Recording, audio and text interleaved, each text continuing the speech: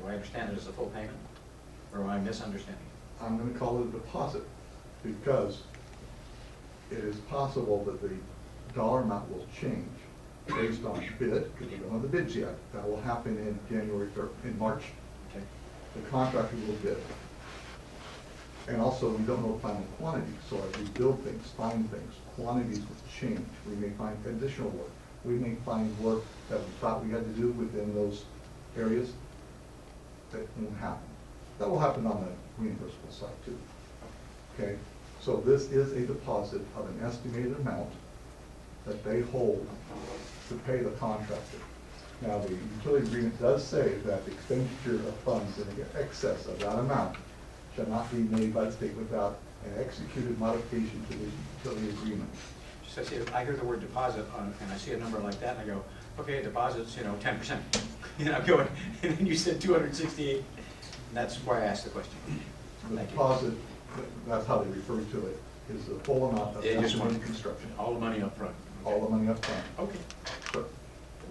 Well, in the material that we were given, it says money up front or later non-revocable letter of credit, I think.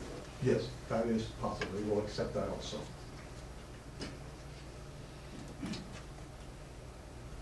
What I did was I went ahead and just made some 8.5 by 11 colored maps, at least before, it used to be really black and white, that identify these areas by location number, so you can get a feel for those areas that match up with the location work. I don't know if you want to spend a whole lot of time on that. But basically, Enoch is right in here, just off 82nd Drive. Now, location 2 is 82nd Drive, where we'll be replacing that line. That is a 19, Adam, is it 1920 or 1930? I'm gonna say 25. 1925 cast iron 10-inch. It's not in good shape anyway, so by us having to upgrade it, it is our cost, it is in an ODOT right away. So, with this, So we're replacing that with ductile iron? yes. Short explanation of what's reimbursable and not reimbursable. Everything based on the rules and the statutes, what it establishes that, is reimbursable or, let's talk about non-reimbursable. Everything that's inside our utilities, that are inside an existing ODOT right-of-way, is non-reimbursable. ODOT has the right to come to us and say, it's time to move it, we're going to do construction. They do with the gas, telephone, sewer, like Lake West. They're a special district. They will be paying for their own relocate sewer in the ODOT right-of-ways, where there's conflicts with the construction. Everything else, based on the statutes, because we're in county or city right-of-ways or on private easements, those are the reimbursable areas that ODOT will reimburse for the expense. What I was really pleased was ODOT did not flinch or complain about my request for, I won't say extra piping, but the nature it was built to our standards, and we have a 15-20 foot fill on Mayfair Road. It's going to be cased, complete, standard. I got everything I asked for. So they, through Old Beck, working with us, come up with the designs. I made the request, we talked about them. It was approved by ODOT at this point in time. So I've been really pleased with the easy to work with. Still a lot of money, but. If you're finished, Yes. I move that the board approve resolution 03-201, authorizing an intergovernmental agreement for construction services contract with the state of Oregon in an amount not to exceed $268,591 in a form approved by district council, and authorize the board president and secretary to sign the agreement. And move that, and did we? Oh, I'm sorry. I I beg your pardon? have no vested interest in who does it.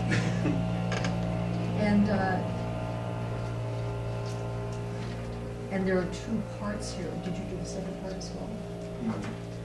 Can I move to approve the whole thing. Oh, okay, well, As presented.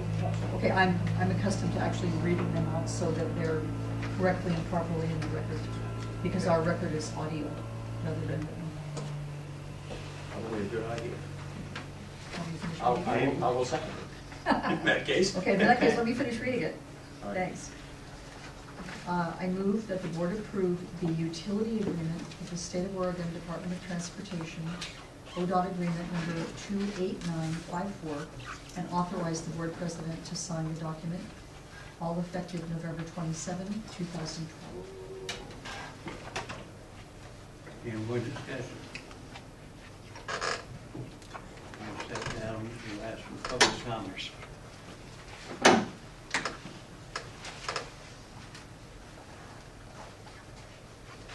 Any public comment on this? If not, we'll have a vote. All those in favor say aye. Aye. Aye. All opposed? Abstained?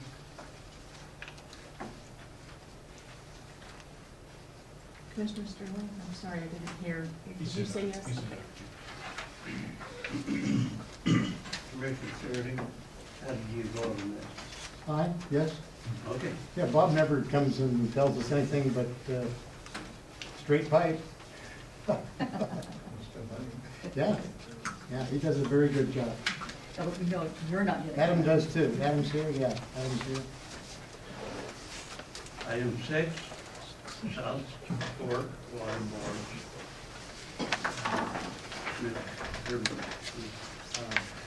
I'll go ahead and move to approve. Second.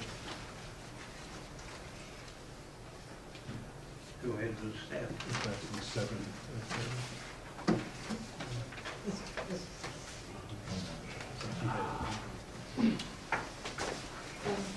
As you'll remember, we had a discussion about this yesterday, just for people in the audience, to refresh, here's the timeline of what has gone on with negotiations with South Fork.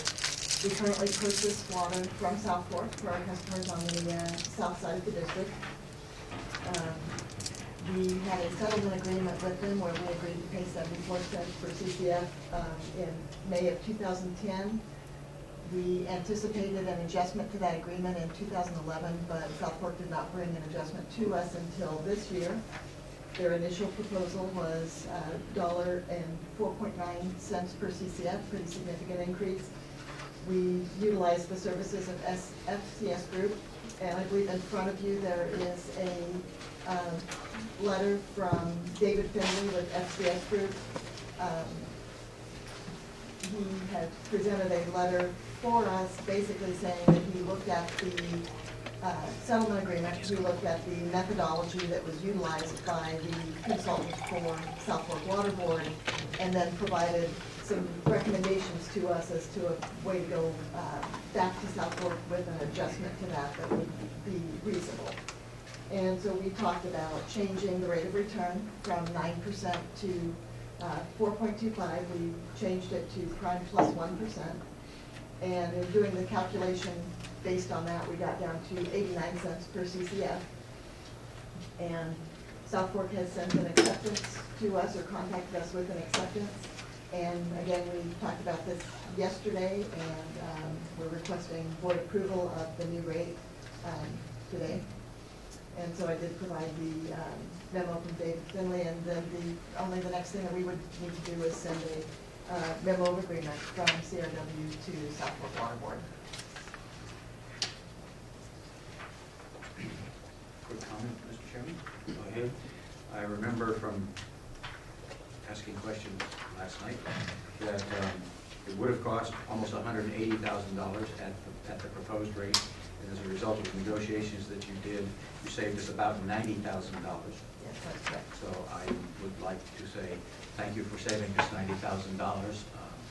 Clearly, with the consent agreement, we do have to go forward with an agreement with them. And,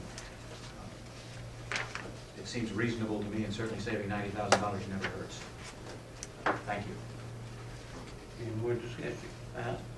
Yes, I would just repeat the request I made last night for a copy of whatever communication was sent by South Fork or South Fork representative to Clackamas River Water, so that my record will be complete. Any members of the public who wish to testify on Seeing none, we'll have a vote. All those in favor say aye. Aye. Opposed? No.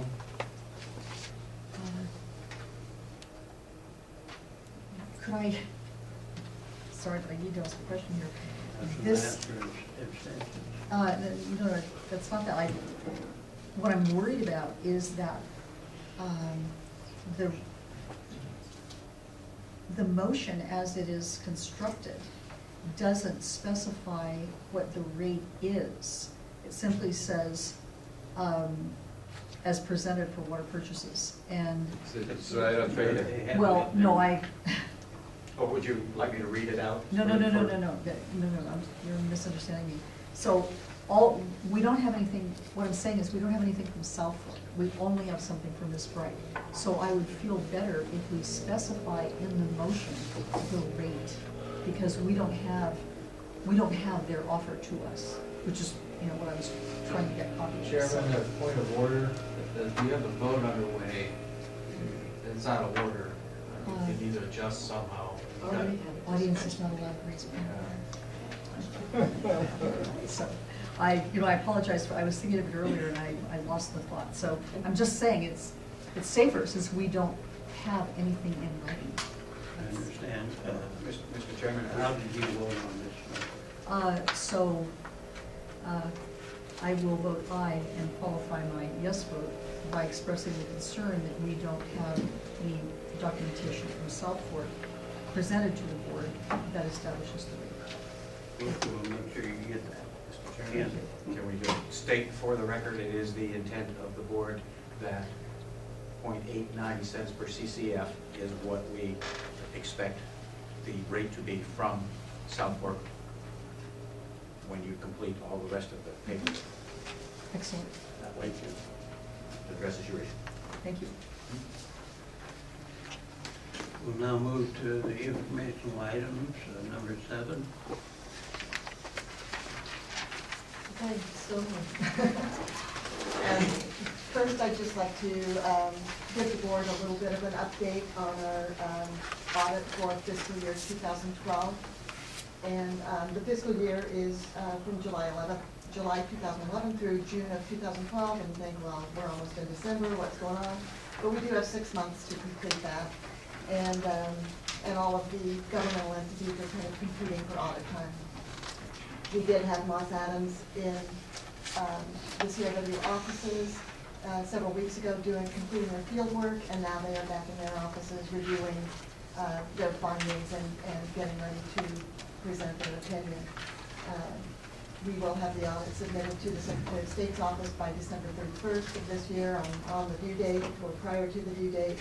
And Julie Desimone would like to come and present the audit to the board at the December 20th meeting. So I'd like to ask that that be put on the agenda for December 20th. Thank you. Next item, 8. This is something that a couple of the board members are pretty familiar with. Please feel free to ask me questions as I go through the information. I'll try to be as clear as I can. And because we did not have a meeting in October, I'm covering a couple of months at a time in this presentation. So I'm starting off with the accounts receivable aging. And as of October 30th, our outstanding balance was $1,006,000, but that's okay because we bill on October 31st. So that had all of the October bills, and August and October tend to be our largest bills. That's when we see the biggest usage. The balance as of September 30th, when most people had paid their August bills, was $245,000. So we are about $6,000 greater than the balance in August, and the billings for August and October of this year were pretty similar. Our cash and investment position, we hold our funds in a general checking account, and we also have the local government investment pool, which is where we invest our money. The investment pool is currently paying 0.6%, not very much, but greater than some of our neighboring states' investment pools. So the balance as of October 30th is $8.6 million in those two accounts. We also have a payroll checking account, but that is what they call a zero balance account. So they only move dollars into that account to cover the outstanding payroll that day. So I don't list it here. The last time I reported to the board was for August, and the balance in August, which is in your package, you should be able to see the number there, but we are about $601,000 higher than we were at the end of August, right, at the end of October. So the reserves are picking up just a little bit, and that's primarily due to the rate increase. Might make S&P happy. So this is the budget to actual through September of 2012, and that's the end of our first quarter. So we would expect to be about 25% of the way through our budget. Our general fund revenue is just under 24%, so total general fund revenue is a little bit low. Water revenue is at 24.05, and we would expect it at this time of year to be at 24.4. This is prior to the October bills going out, because this was the September numbers, so that's why we're a little bit less than a quarter, but August and October are the big bills, so that's when we expect the majority of our water rate revenue. We've also got some relatively good news in the system development charges fund. We've actually brought in revenue of almost $41,000, and if you take 1 quarter of our budget, we are nearly $2,500 above that. So that's something that we haven't seen in the last several years. Now we move to the expenditure side of the picture. The general fund expenditures are at about 19.6, and again, we would expect to be at around 25%, but we do have some expenditures that are greater at sometimes a year than others.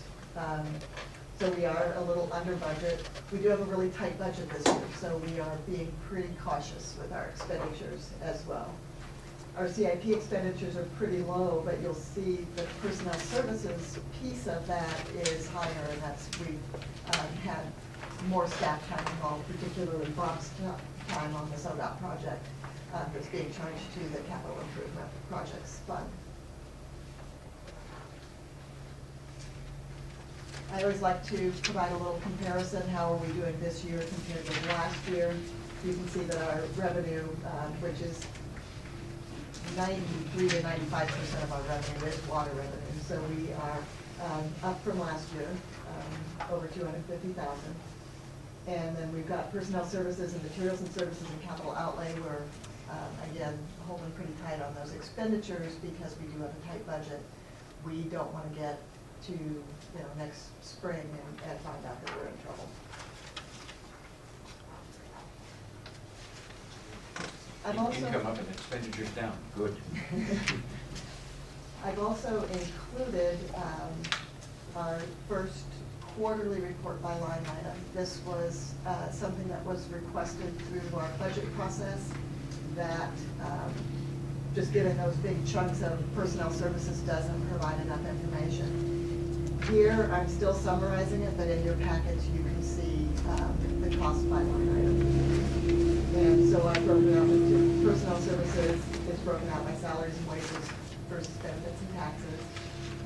In the benefits and taxes, we're a little higher, and part of that is because early in the year we pay 100% of the workers' comp for the year, and we've also paid the HRD benefit for all the employees for the year. So we've got a couple of items that are at 100% already, and that's why that number is a little higher than the 25% that you would expect. But the overall personnel services, we're still in really good shape. And that's where the appropriation is. We're appropriated at personnel services. The materials and services, we're at 17.2%. And again, I've broken this out by our broader categories. You have line items in your packet, should you wish to look at those. The general admin is a little higher. In that case, we have expensed 50% of our property and liability insurance. This is the insurance that was effective January 1st through this December 31st. So half of that was in prepaid at the end of last year. It's now been expensed. And we also, the regional water providers bill us annually for the dues, and that has been paid. Some of our others bill us quarterly for the dues, but that's why that one's a little higher. And of course, the insurance is fairly good chunk.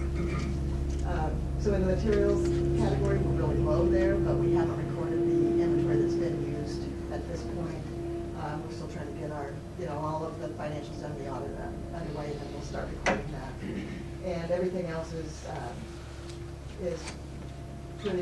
pretty standard. I don't think there's anything that really sticks out in the rest of this.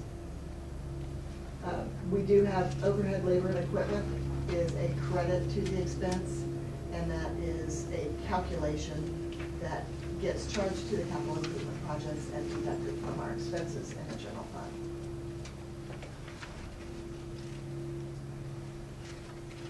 So now moving on, each month I present to the board the payroll costs and the net accounts payable for the month.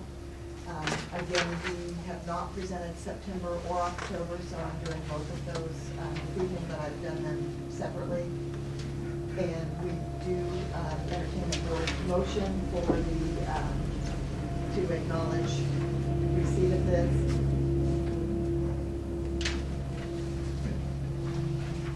Mr. President, could you entertain a motion? Sure. I would move to acknowledge payroll in gross amount of $202,473.31 and acknowledge net accounts paid of $319,824.54 for the month of September 2012. We have a second. Second. Discussion on the motion.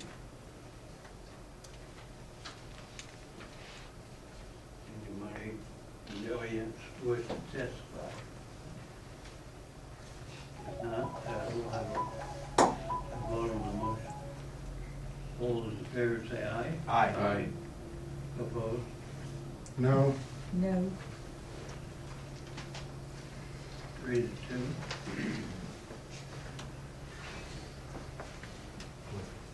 So now we'll do pretty much exactly the same thing. We've got different numbers. The payroll numbers were down a little bit, the accounts payable were up a little bit. So, and again, you have the list of the accounts payable checks, again, the questions, and then the payroll is on Q3.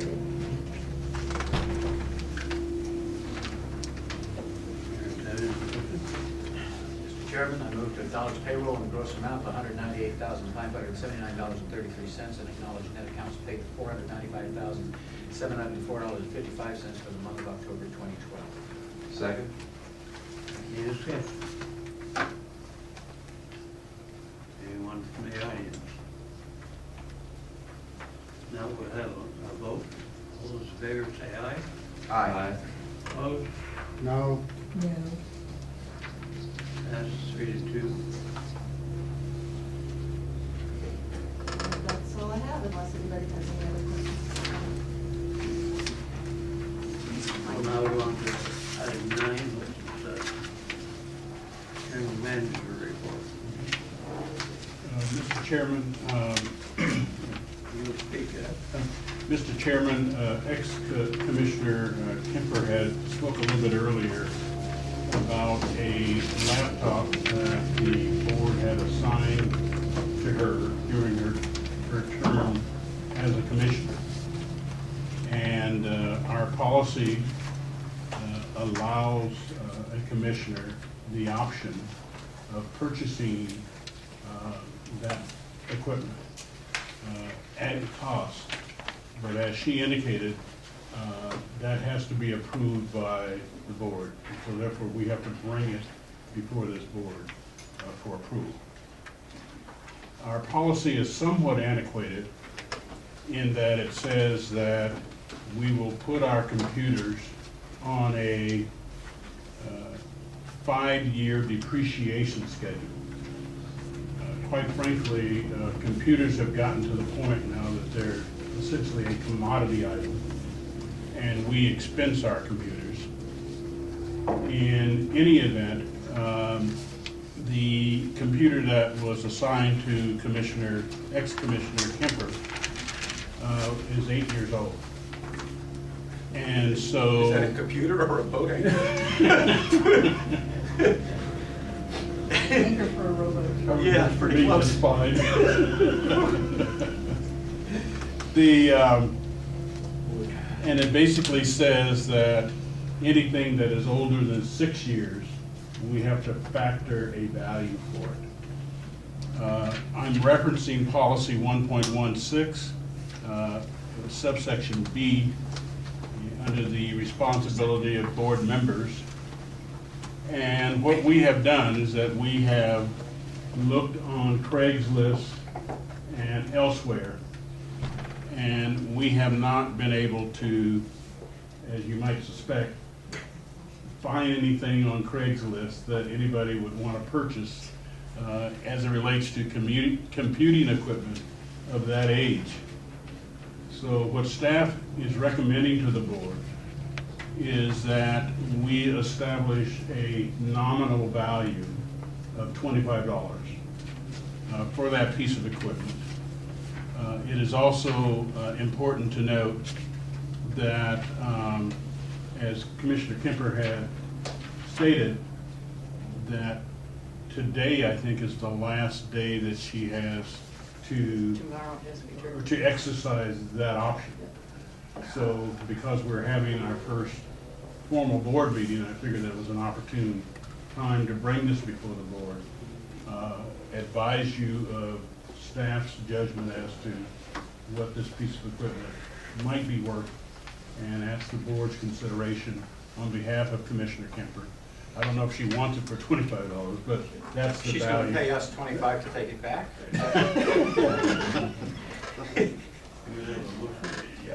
Can we do this as an action item? Can you? Are we able to do this as an action item if it's not Yes. on the agenda? Yes. Then I would so move. Second. Any discussion? Just a question, have we received back the computers from former Commissioner Kehoe and former Commissioner Cardwell? Commissioner Cardwell, yes. Commissioner Kehoe did not. She used her own computer, so there's nothing for us to receive. Any more questions? Anyone from the audience? Now we'll have a vote. All those in favor say aye. Aye. All those opposed? No. And I do have one more question, which is related, and that is, when are the new commissioners who wish computers going to get them? They all have them. You all have them? Oh, that's great. Okay, I I didn't know believe that we are, you didn't ask the question, but we do have one orientation left, and I think that's for Chairman Sullivan. And as soon as that gets, I say 10 or 12. that. So they have their computers, they have 4G cards if they need them and all that? they have all the equipment that they have asked for, I think with one exception, Commissioner Humberson. I got it today. You got it I'm today. good. Okay, so it's Good done. go. I just want to make sure. Yeah, well, yes, I'm good to go. Proceed with your report. The next item is, this is all informational items until we get a little bit later into the presentation toward the end. That we, because we've gone for some time, I've essentially started with the ending of the September 13th board meeting to talk about activities of the general manager, or significant activities. One was preparation for the litigation with Commissioner Holloway and ex-Commissioner Mitchell. As we've talked, we've had discussions with the South Fork Water Board on September 26th. The purpose of the meeting, we met with the FCS, our rate consultants, and we were looking for counters to the proposal that was submitted to us by South Fork. And we wanted to be sure that all the decision points that had been discussed previously with the board were included in that proposal. And I believe that Ms. Bright has given you the response from FCS to the proposal as reviewed by FCS.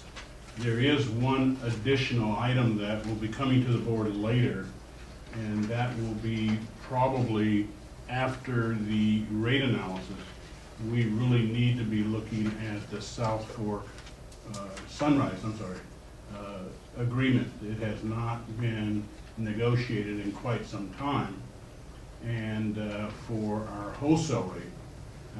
But we believe that we need to have the rate study done so that we have something to base that on before we sit down and actually negotiate that agreement. As Ms. Bright had indicated to you, that we just have a CPI escalator proposal is how we assign that rate currently. And I think we've been doing that for about the last 4 years. And so it's long past due for us to get that done. Just a clarification, Yes. you're talking about the Sunrise Water Authority, not the Sunrise Highway. Sunrise Water Authority, yes. Thank you. The rate study, I think we probably have talked about that extensively, so I'll move on unless there are specific questions. I did, let's, where am I notes? I looked over that contract, and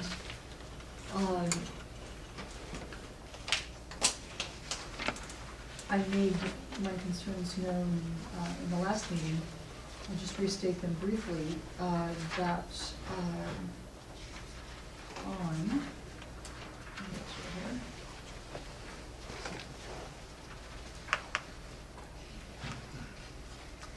page 13, Exhibit C, scope of services, I certainly would like to have much more information about the comparison group. And as you all know, I'm concerned that the revenue study from last year, which was simply a revenue study, didn't take into consideration any economies that we might exercise, is going to be used. I think that that's highly problematic. And then when we get over to the cost of service wholesale on page 14, as you three may not know, CRW is required to have urban services agreement when we are providing water extraterritorially. And we have an extraterritorial client, which is Johnson City. It's outside our territory.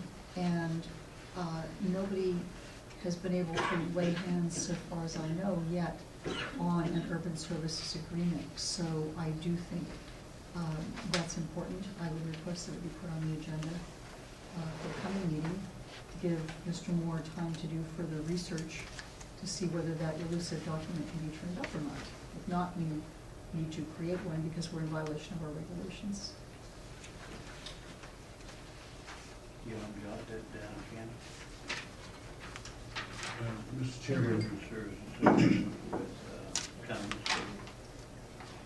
at Commissioner Holloway's request, we have looked that up in the past. We have advised her that we cannot find any record of an urban services agreement.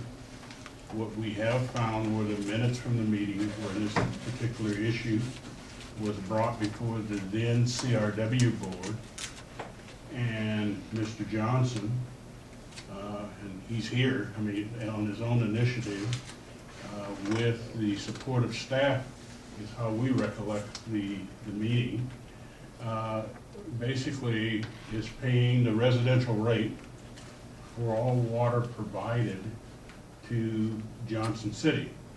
And it's actually to the trailer park and not to the municipality, as I understand. And so the board really is providing water to the Johnson City Trailer Park as a commercial customer. If we were to go to an IGA or some other document, in essence what would happen is that CRW would lose money because we would be charging at a wholesale rate versus a residential or commercial rate. So he's here to speak. I guess he can speak for himself. I, just to be clear, What I have asked for is that documentation. I've not received it. I'd like to have a copy of those minutes, and I think when the board has it, we can discuss whether we want to be technically in violation, well, in violation of our regulations, or if we want to accommodate it so that we're no longer in violation. That's it. John, go ahead. The water manager for this board years ago wanted us to run on water authority with them.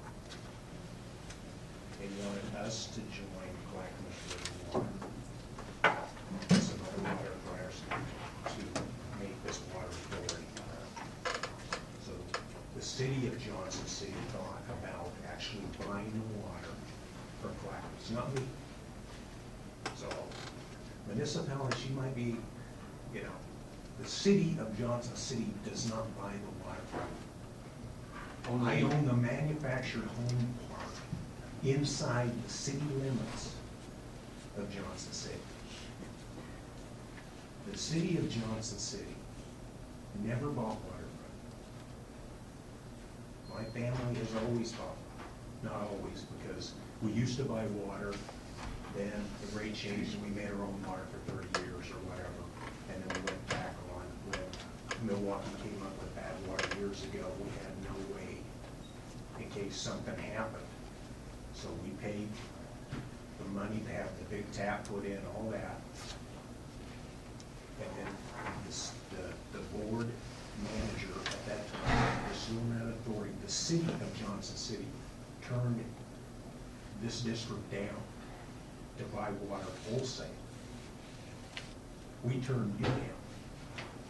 They did, because then they would have to bill me, then turn, you know, like a normal city would do. I would just become the customer then, and the city would be paid buying water wholesale from you instead of me buying it from you at a commercial rate. So you take care of nothing inside. It is no different than an apartment complex across the street where you have a meter in the right of way. Management company or whoever owns the apartments pays you that bill. So you read only one meter in my facility. Take care of no pipes, no nothing. Are you satisfied with the way it is now? Oh, I love it. Okay. I just don't like being, I do not like these people just with their own little pet peeve of just bringing this up. You are making money from me, and I have no, I came over here and supported the rate increase because I made water, I know how complicated it is. I think this is some joke. You have got to make a product here that people drink. And I don't know that they've ever came up bad on a test, not that I ever know. Like Tiger came up the day before Thanksgiving. That is ugly.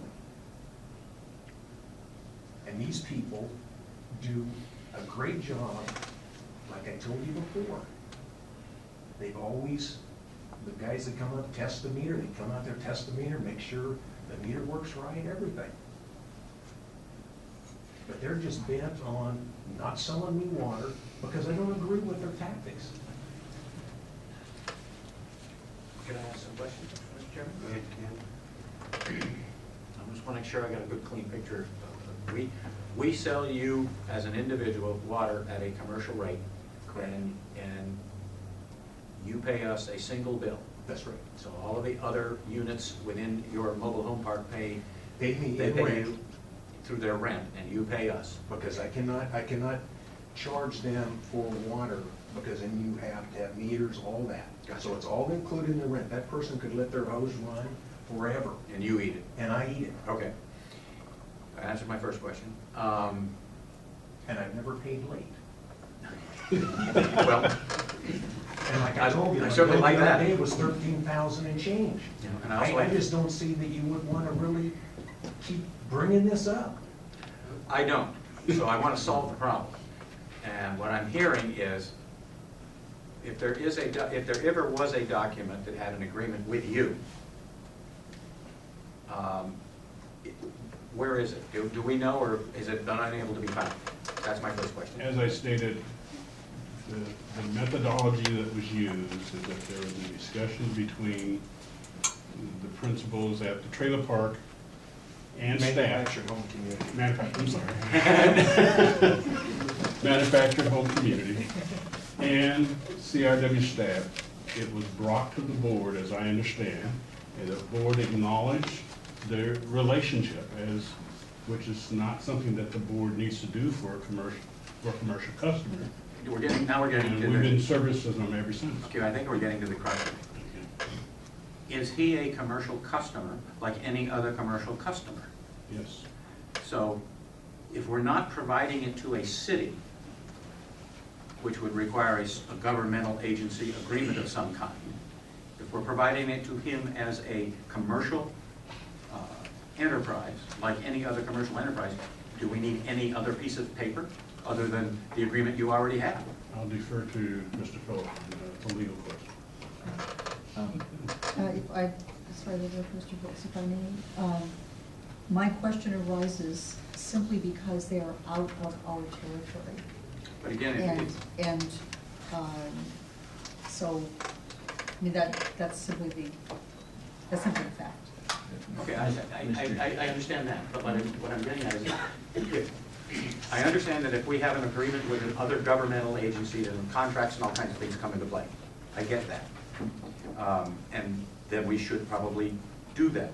But if he is not a governmental agency, if he is a commercial enterprise, and we have a pipe going to his commercial enterprise, and he is paying his bill as a commercial buyer of our water, why do we need any other document other than he pays the bill? That's my question. The reason is, and Commissioner Holloway has hit the right issue. Unfortunately, I think she just has misstated what the requirements are under the regulations. Because they are outside the district, it does require board approval.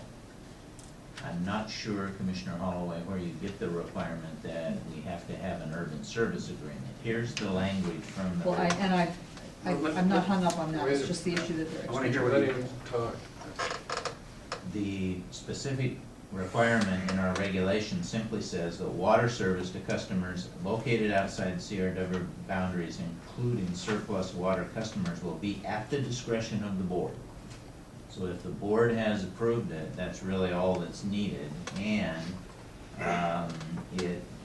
some other language that's not applicable here, but it goes on to say that customers receiving service outside the boundaries of CRW are bound by CRW's rules and regulations in general and by any special agreement in specific. So if there was a special agreement, Mr. Moore has said he can't find it. The documents, the minutes seem to suggest that there was an approval by the board. I have not reviewed those minutes, but as long as the board approved that agreement, seems to be supported by Mr. Johnson's testimony that he made the request, we supply the water, and the prior board approved it. So under our regulations, as I read it, that's all that's necessary. And all I'm asking for is the document. This is the first time you've asked for that document this holiday. So That's not correct. well, the question then is are there minutes of a board meeting in which that decision was made somewhere? I can get the information that I looked at, that I reviewed. What Commissioner Holloway asked for was an IGA, and I told her at the time there was no IGA. Well, based on what the attorney has said, the only thing that's actually required is the minutes of a meeting in which we agreed to sell him water. Okay. If I may, I have been asking for months for the documentation of it because of the extraterritoriality, and that's it. Mr. President,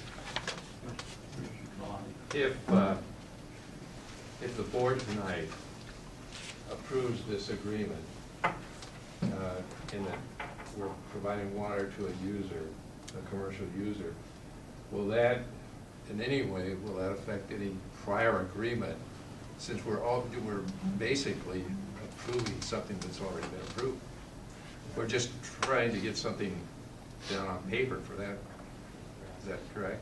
You could easily solve the problem by simply either ratifying and/or approving the continued service to Mr. Johnson or the owners of Johnson City, however he wants to word that, under the retail rate structure.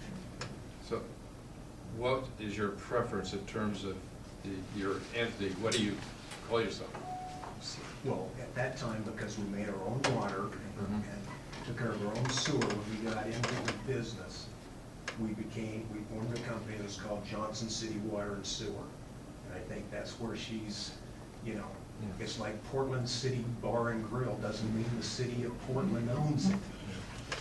So when we started buying water from you guys a long time ago, we dismantled that company because we no longer made water anymore. And then we had tied on to the sewer down to the Kellogg plant, and also we didn't really need that company. So that company then became into the parent company, which is GMP Inc. Okay. But in respect, I don't think the workers would have gone out there and bought a $35,000 meter and all if the board didn't pass it. But Right. I don't know, these guys are pretty shaky. I think you're just, you can go ahead and do it, and we have it done, but it isn't going to matter, because in the day comes, if one of you leave and they're still here and they get the third vote, they'll turn it over and we will be in litigation. Ken? Are we in order to make a motion from this point? Mr. President, I'd like to make a motion that we approve continued providing water to Johnson City Mobile Park or? Well, do you want the real name, though? Yes. Because That probably would the be good. parent company would be GMP. JMP Yes. as a commercial user. I'll second that. He pays the bill on time and we're making money. We certainly do. In your motion, it's implied that it's out of territory use. Okay. Yeah, it Any does other need, discussion? that does need to be done. So, Adora, would you please restate the motion for us?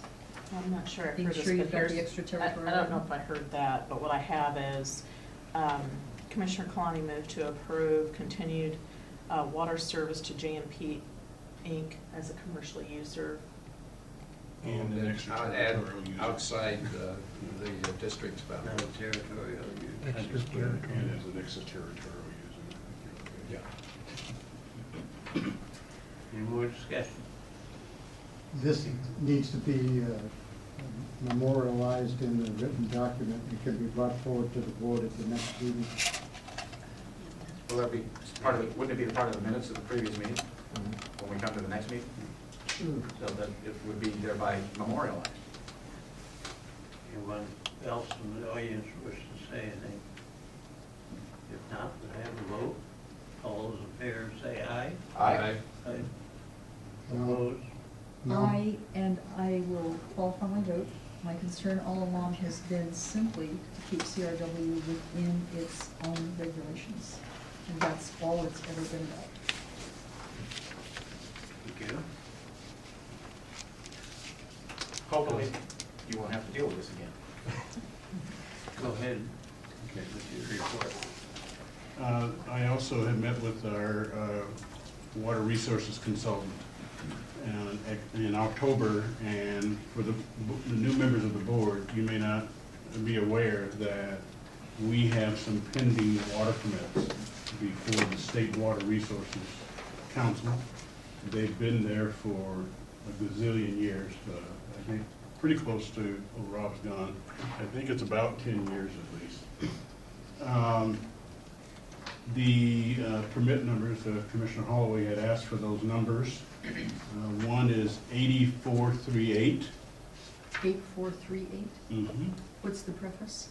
And there's with the alpha of S-8438. Okay, The so it's other one- surface. The other one is S-8465. Thank you. And they were for how much per CFS? There is for the 148.9 CFS. But there are two permits, or two applications rather, so. There are two separate Yeah, and applications. do you have the CFS for each? Yes, I do. Okay, thank you.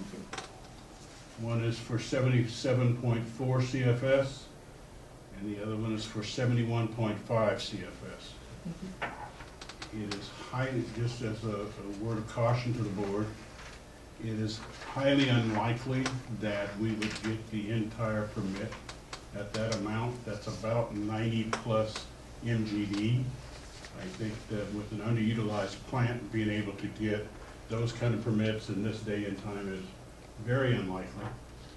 Although we do believe that there is a possibility that we might be able to get something somewhat less than that. So we, several years ago, by consent of the board, we did pay the nominal fee to keep our place in line while we had Water Resources review those.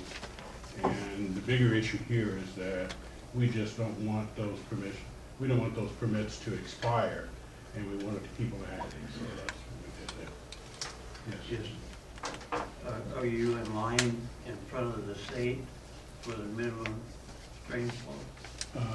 Yes and no, in the sense that if we get these permits, they will be seasonal, meaning that we could only draw them between the months of October and July.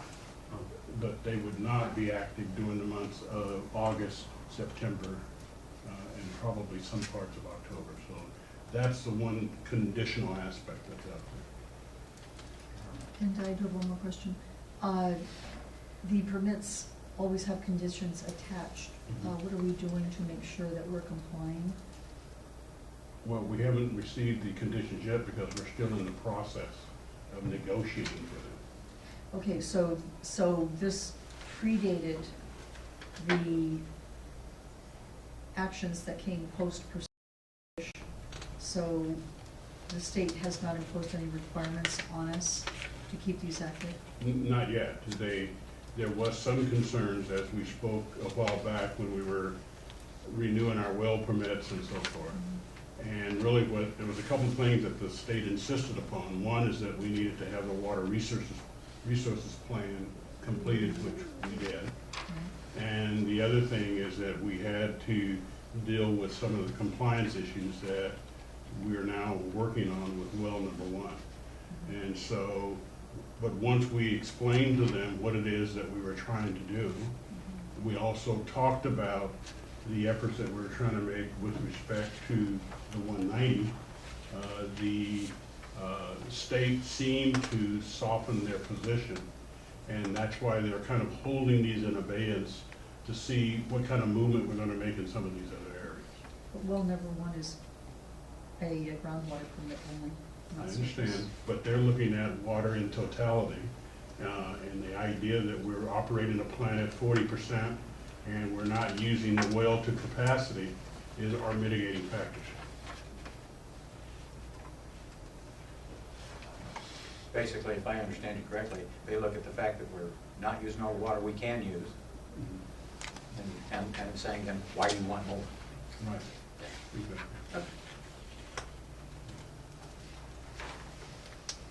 We've already talked about South Fork, I'll move on. Go ahead. The PGE meeting, even though they talked about, it was kind of a grip and grain session, so I don't need to get into that in terms of what we talk about. They do this annually. We are, one of the other things that we're doing to try to get more in compliance with the state requirements is that we internally are starting our water audit. This is something that is long overdue, and this will take us probably over a year to get this project completed. But we had an all-staff meeting in terms of all the affected staff on the 25th, and we've laid out a timeline for that, and hopefully we can get that completed within the next 12 months. I'm going to go back to something you missed. Back to item E, Oregon City transfers and withdrawals. Yes. When was the meeting you had with Oregon City? I can't remember. I'm sorry, I didn't hear. When was it that you had the meeting with Oregon City? The date there, October 4th. Well, I thought that was your staff meeting date. And what is the status? What's our timeline? And my other question was, are there any financial implications in that withdrawal process? Well, this was a multi-purpose meeting. One of the things that we had talked about was kind of broaching the issue with Oregon City about the 190. And so we talked about that. We talked about the withdrawals and transfers because with the change of their engineering manager, they had new leadership there. And so and I had never met the city manager, so this was also another opportunity to try to bridge some gaps. And we also needed to talk about our southern boundaries because, as you know, Commissioner Holloway, when we started out this discussion,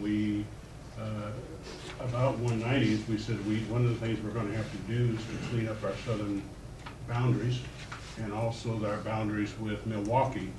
And so we were beginning to make our rounds. They were not aware of the withdrawals and transfers discussion that we had had with the prior Public Works Director.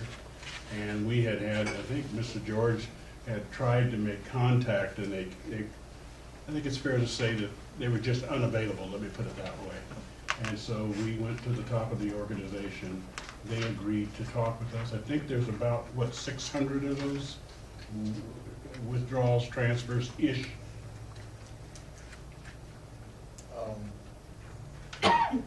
There's many more lots, but when we combine the lots, there's 3 major parcels that the law will allow us to do withdrawals for the Oregon City area. We have determined that much. Yeah, please. But I thought only Oregon City could do the withdrawal. I did meet after Mr. Moore met with the city manager. The new city engineer, Mr. Lewis, was directed to meet with me. We met. I have to admit, I don't have the date in hand at the moment, but we had to talk about it. Pulled all my maps out because we've done the legal legwork of the description of the parcels. Their interpretation, and this is where I had an opportunity to talk to legal counsel about this one issue, their interpretation from staff is we are supposed to initiate the withdrawal process. Really? That's what. After all these years. Well, and my interpretation doesn't read that way at all. So I need to sit down with Anthony. Not the way the law reads, and then anyway. have the two city council and our council talk about who initiates it. Because really, it's a fairly, my opinion, fairly simple solution. Here's the facts, here's the legal requirements, the legal descriptions, and then go through the process of withdrawal, which is similar to the annexation process, but in reverse. And when you ask about, is there a financial burden to us, only probably for the cost of recording these facts and the money we spent for our legal legwork that we've already done for description work. Well, actually, consultant. I actually wasn't thinking about our expense, because in some of those agreements, when they annex 75% of territory, then they're obligated to give us some level of reimbursement for some of the infrastructure. But I think Mr. Phillips said that pretty much is nothing that's ever going to happen. So I just wanted to be sure that wasn't hanging them up on doing anything they need to do. Actually, we were able to break some ice in our discussion Because essentially what I did, what I said to the city manager was, we had some concerns. One is, because we're talking about our infrastructure, we need to have some certainty that we run the risk of a death by 1,000 cuts, and we're concerned that if we put in new infrastructure, Oregon City comes along and sweeps it up without consideration. That's an expense really to the same ratepayer. It's just that tomorrow they're paying Oregon City versus paying CRW.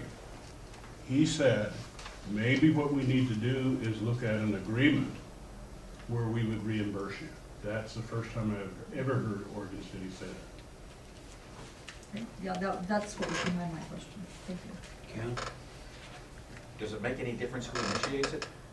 No, because This we is an have- issue that needs to get resolved, let's initiate. Well, and actually we have, and Mr. George Okay. has done a great job. Yeah. What we said to the city was, is that we would pay the upfront cost of doing the kind of organization that Mr. George has done to get these transfers and withdrawals ready to be transferred.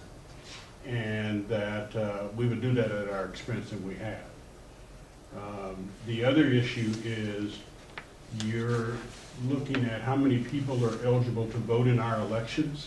You know, if you don't have the records cleaned up, so there's another reason why we probably need to be doing this. So there's all those issues out there. And what we were trying to do was to make the connection, to begin the discussion, and to assign responsibility. And that's what Mr. George was referring to when he said the new city engineer was directed to meet with our engineering staff in order to get this process moving. Yes. And your financial, you don't foresee having to hire consultants or anything? We did initially, but I think that we're pretty much doing it on our own. I think We still have Paul Roger under contract to do the legal writing of it. And he is willing to, as part of his contract, to meet with us. So the interpretation, the engineers, we're not surveyors. And he's pretty good at writing these legal descriptions for descriptions and mapping. He's willing to meet with us with Oregon City to make sure it's interpreted correctly. So he's still on contract to correct and also help us with those legal descriptions. If there's changes to be made when we go to the State Department of Revenue, yes. for that process that goes through to take it off the books as part of the CRW boundary change. Yeah, I it's do the want, assessor and the Board of County Commissioners The whole- actually that have whole to make, process, they that's have to right. make that decision. statute, and I'm not real good on this, but reading the statutes, I think it's initiated by the city. We, I'll say, ratify their decision to go through the withdrawal process. What we offered was, we'll do all the legwork just to get this thing off the table and get, because Oregon City said, Yeah. we have no interest in doing any of it. We are the ones that have the interest of getting our boundaries firmed up for all these reasons we're talking about. I also want to make the point that the agreements that we have up with Oregon City have nothing to do with this withdrawal issues. They are separate issues. Yeah, I And there's understand. also nothing in the agreement about any reimbursement. Mhm. If they take over those areas within those agreements, they take them over with no reimbursement to us. Yeah, it was just too important an Good. issue to skip over. Yeah, Thank but you it- very much. You answered all my I'll make questions. this point. Thank you so much.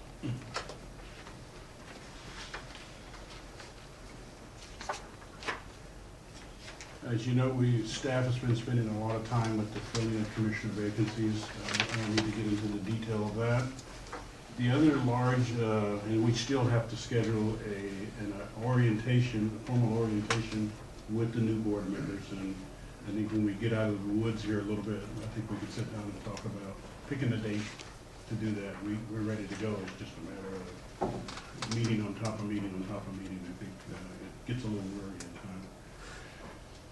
The other staff initiative that we have going is a COOP training that staff has gone through. This has to do with continuation of operations. And as you know, in our budget, we received a $40,000 grant from the Oregon Emergency Management, and that's Homeland Security funds. and we're in the process of moving forward to comply with that. The second to the last thing that we have, and this is something that I'm going to have to defer to Mr. Phillips on, is that we received notice from Clackamas County yesterday afternoon that the litigation that we just went through, and if you can see in Exhibit 1, I made a copy of it available for the board, that Mr. Madcower from the county has advised us that Commissioner Holloway's attorney had notified him that they were going to appeal the court decision that the judge just issued. And so he advised that, as you can see in his memo, that we put this issue on the next scheduled board meeting. And that's as far as I know. I think there's been discussions between Mr. Phillips and Mr. Madcower, and so I'll defer to him to talk more about it. Mr. Chair and Commissioners, there is a little bit of an update, and I think this was maybe appropriate at this time to address it. The county has advised me that it is likely on this appeal that they will look to CRW for at least a portion, if not all, of the cost of the appeal. It is, I think that their position that this really is in the interest of CRW. The county, at least the county council's position, I've not talked to the Board of County Commissioners, but the county council's position is that the county took the initial step to assure that the appointment of the 3 new commissioners went through appropriately through the court process, which it did. The judge did uphold that appointment. So the county council's position is that the county certainly should be entitled to reimbursement for some of those costs on the appeal.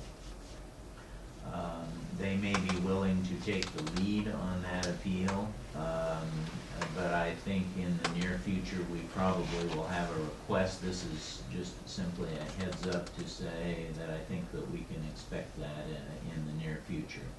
There's no action required on it tonight, but assuming that an appeal is filed, that's at least what is represented by counsel for Commissioner Holloway and Commissioner Sterling, that they do want to appeal it. Whether they do or not, obviously it'll be their decision. Again, this is more legal expenses that's going to be, assuming that the board is willing to discuss that with the county, this will be additional legal expenses that this organization will have to incur as a result of the appeal. I would think that unless CRW requested those initial services of the county, which may have happened, I don't know, that the county was acting on its own initiative. If it does turn out that they were acting at the behest of CRW, I can see where they certainly might come back and want compensation.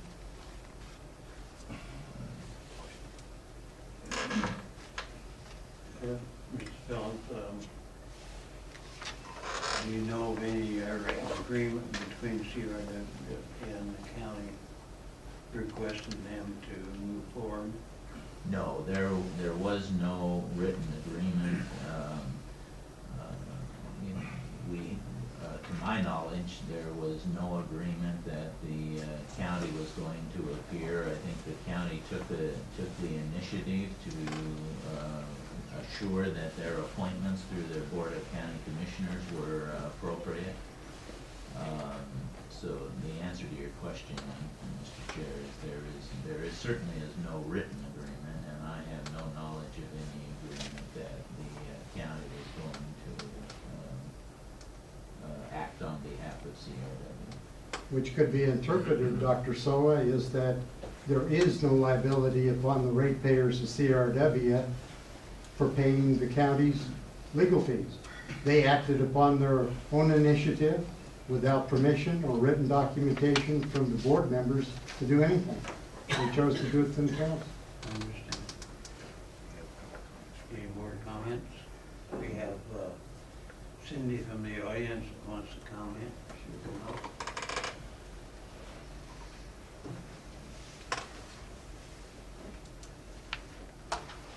Thank you, Mr. Chair. As a ratepayer, I would like to know on whose authority the original lawsuit was brought forward. It's my understanding that the gentleman that was there seemed to think he was appearing for CRW, and one commissioner was listed on the legal papers as the person presenting this argument. And I'd like to know I've been to every board meeting this year except last week's, and I don't recall any board approving any individual member to go forward with any action, or any joint members less than 3 do anything in a legal manner.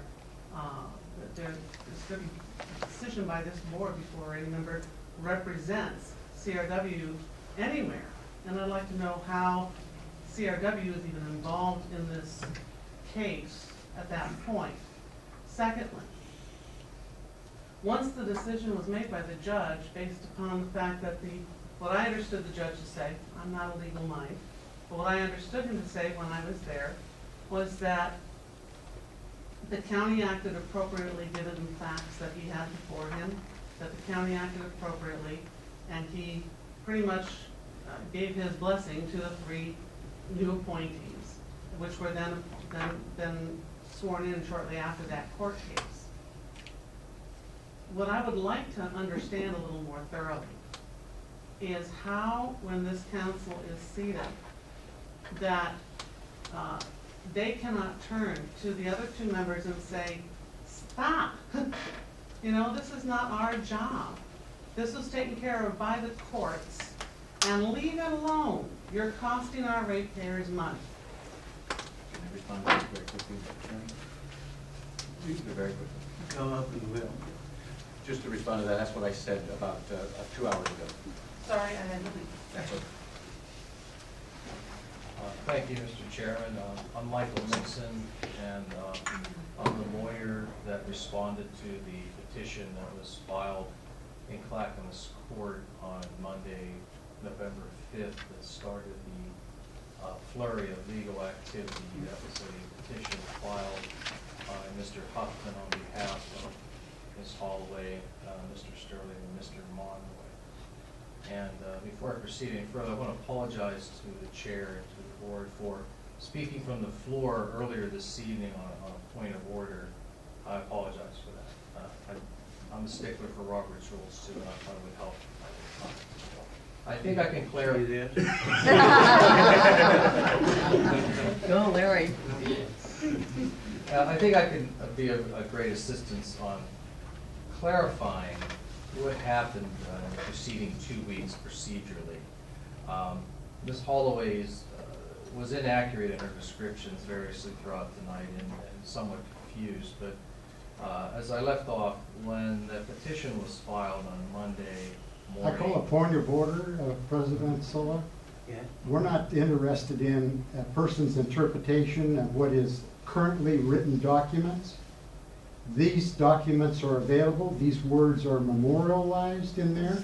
If Mr. Nixon wants to put forth his case, in order to be paid $29,000 of ratepayer money for personally representing Mr. Moore, then he needs to contact the newspaper or somebody else.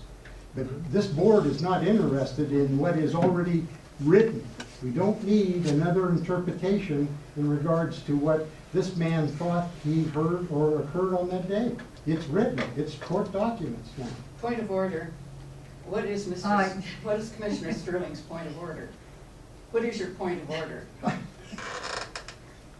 I'm hearing a discussion, not point of order. Mr. Chairman? We have some rules here that says that all comments will go through the chair. So don't talk back and forth, Commissioner, go through me. Yes, and Go to be ahead. clear, Mr. Chairman, thank you. I'm just, for the benefit of the board, reciting procedurally what happened. So it's very clear. I'm not expressing qualitative judgment on any of the actions. So when that petition was filed, under the circumstances, CRW as an entity managed by the general manager was disabled from having its general counsel act because it lacked a quorum to give general counsel direction. Under the general manager's authority, he engaged me to assist. And what I did is, the first thing I did is I filed a motion to dismiss that petition and sought a restraining order to basically hold the status quo until a judge could rule on the legality. And there were several attempts to get that straightened out. Only after the second TRO motion was filed, when I came in for a third on the day after Veterans Day, was the county appearing in the matter. Meanwhile, a second action had been filed by Mr. Hoffman against the county, seeking to intercept the county's ongoing process of following through with its month-long appointment process of successor commissioners under the vacancy appointment provisions of the RS. The way it all ended up on 2 days later, because I'd asked for an expedited hearing at the direction of Judge Jones the day after Veterans Day, is a public record, as Commissioner Sterling summarized.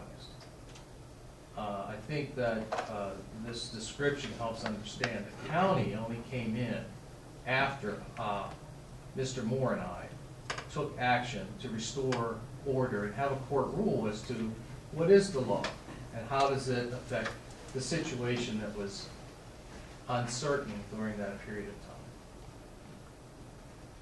Thank you for your comments.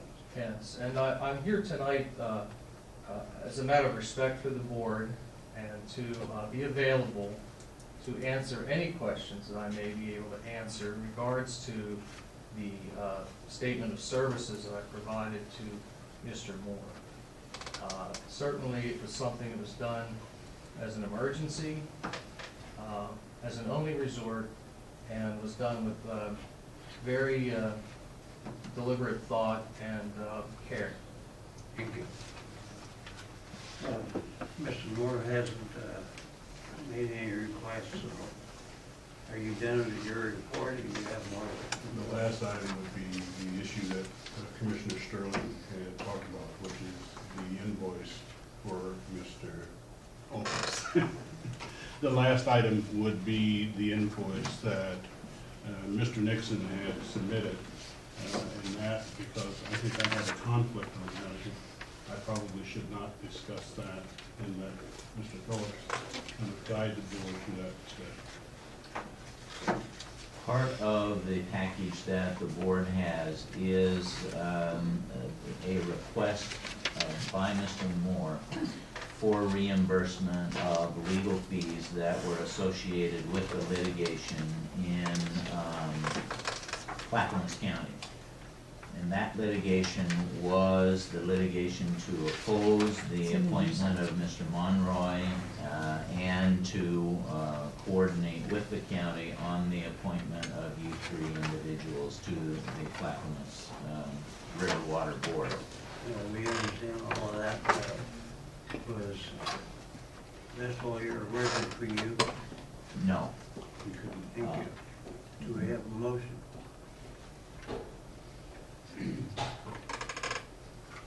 I want to be clear as to what the request is, because I see no numbers here. There is an invoice that's attached to the package. I missed the invoice part. Okay, should be under Exhibit 2. The total of the invoice, This person's request. The final is, this is what the total is. is $29,565.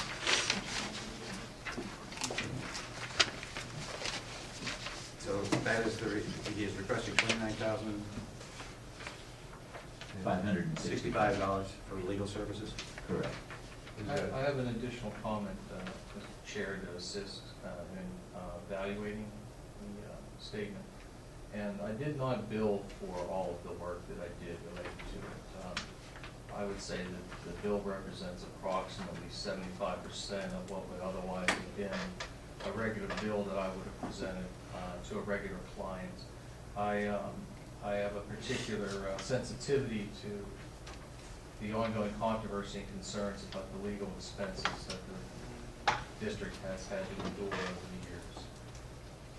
Thank you. We're waiting for a motion. I We didn't do anything till we get a motion. I would like to move that the district pay the amount of $29,130, or no, $29,565 to Michael B. Nixon for the representation of Manager Moore in the recent litigation between the county and the board members, Holloway, Monroy, and Sterling. And I will second it. Are you clear on the motion? Any more discussion? Yeah, a couple things. First of all, I do remember the judge very specifically stating that Mr. Moore had standing. I believe the terminology, working from memory, was something like because his job's on the line. And that was addressing Mr. Moore purely in his personal capacity. I would also point out under board policy section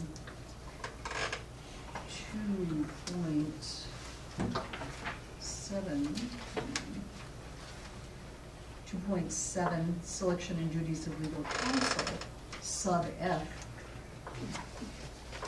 It says when a non-represented, meaning non-union, employee of CRW is called to testify or otherwise required to provide information on legal matters arising out of the scope of his or her employment with CRW and to which he or she is not a named party or the subject of disciplinary action, the general manager may authorize legal representation during such testimony to protect the interest of CRW.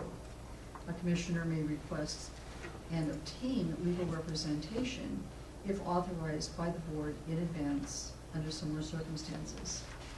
And I would also point out, as I have discussed earlier, that if the general manager engages special counsel, that he is obligated to notify the board. And regardless of the outcome of all of this, I have been the entire time on the board, as has Commissioner Sterling.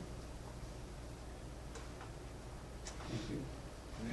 Any more discussion? Commissioner Kemper was on the board at the time also too, Oh, Dr. that's Sullivan. true. Oh, I forgot, sorry. Yeah. She was in fact still a member of this board. And the board had a quorum.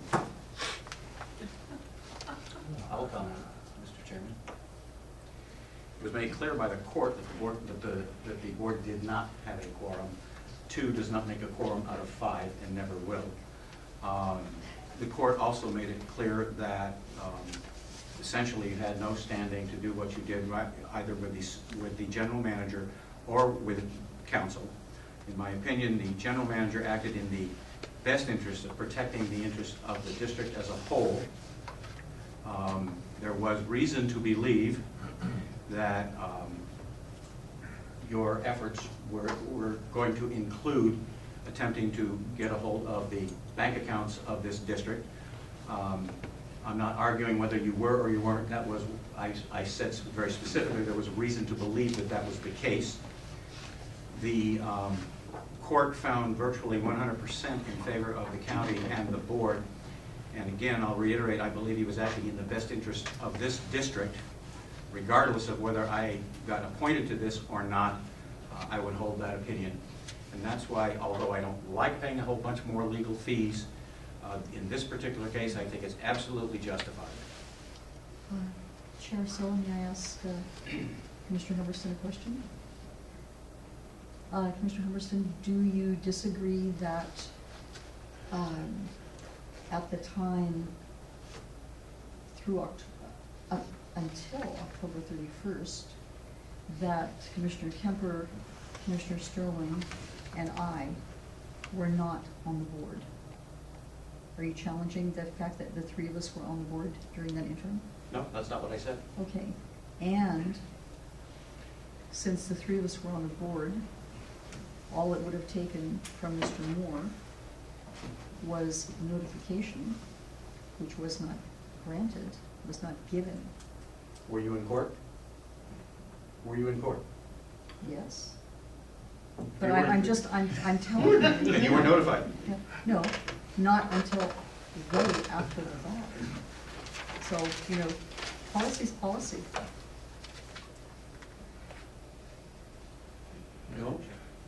Don't pretend that I know what it is. Pardon me? I'm the boss. I'm sorry, my apologies to you, apologies, Chair Sullivan. We had a motion, it's been seconded, and now we would like to have a comment from somebody else in the audience. If I may, Mr. Chairman, just to clarify, the county's motion was not granted. It was my motion that was granted in toto. And because of that, the subsequent other action that Mr. Huffman had filed was declared to be mooted as a result. And but for what Mr. Moore undertook, by and through me, I have no doubt that this matter would not be resolved today in any regard. And I want to thank the board for its attention. I think your argument is losing. Question, sir? It's just a question of the way that the motion was phrased. I thought I heard Mr. Kalani say board members, Holloway, Sterling, and Monroy, but Mr. Monroy was not a board member, so should it be? I thought he was included in that litigation. I don't know if he's included in the litigation, but he was, he Yes. was. Yeah, I thought his name was on the paper. His name may be on there, but Yeah. he's not a commissioner. Well, he thought he was, and they did too. Okay, so I just want to make sure Sure. that that was it. So thank you. I just so he's, the reason I put his name in it is because it was on the paper. Okay, I was just curious if it should be just Holloway, Sterling, and Monroy. That's all I was asking. Thank you. Any other comments? There is another board policy that relates to the matter, and that is that the general manager can be reimbursed for regular business expenses. Thank you for your comments. Any more? If not, we'll have a vote. All those in favor of the motion, say aye. Aye. All those opposed, say no. No. No. Does that include your report? Okay.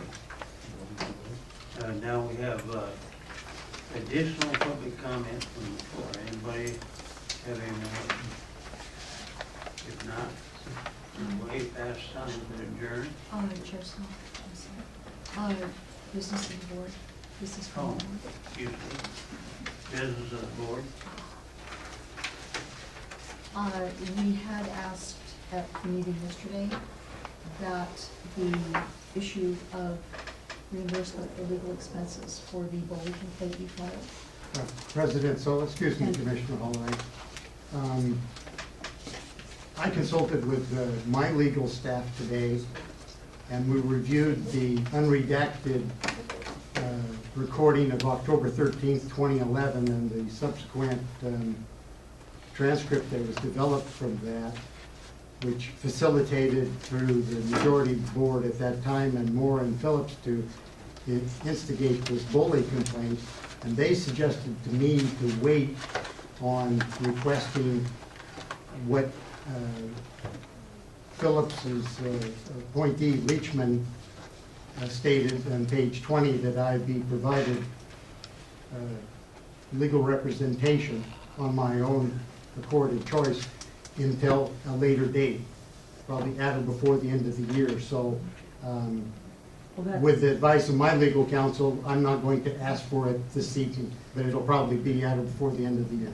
And the reason I requested that it be placed on the agenda last night was to point out that because Mr. Phillips, Mr. Moore, Commissioner Kemper, our former Commissioner Kemper, former Commissioner Kehoe, and former Commissioner Cardwell are all subject of this complaint, that they in fact all have a conflict of interest in it. And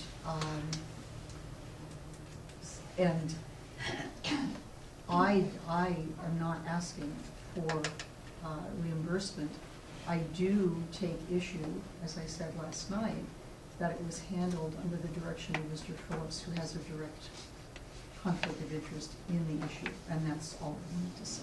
Thank you very much. Thank you. And business of the board. Mr. Chair, if I might just briefly address that. I mean, these allegations are among a continuing line of allegations that are simply baseless.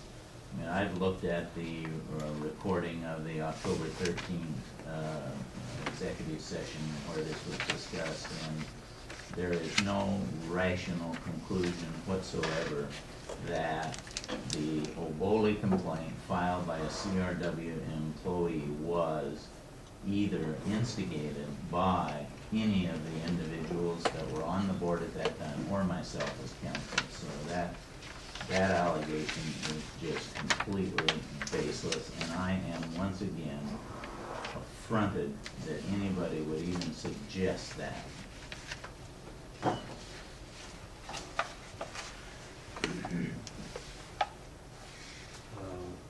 Any other business of the board? If not, we'll take a motion to adjourn. So moved. Second. All those in favor say aye. Aye. Opposed? I thought there was a final comment.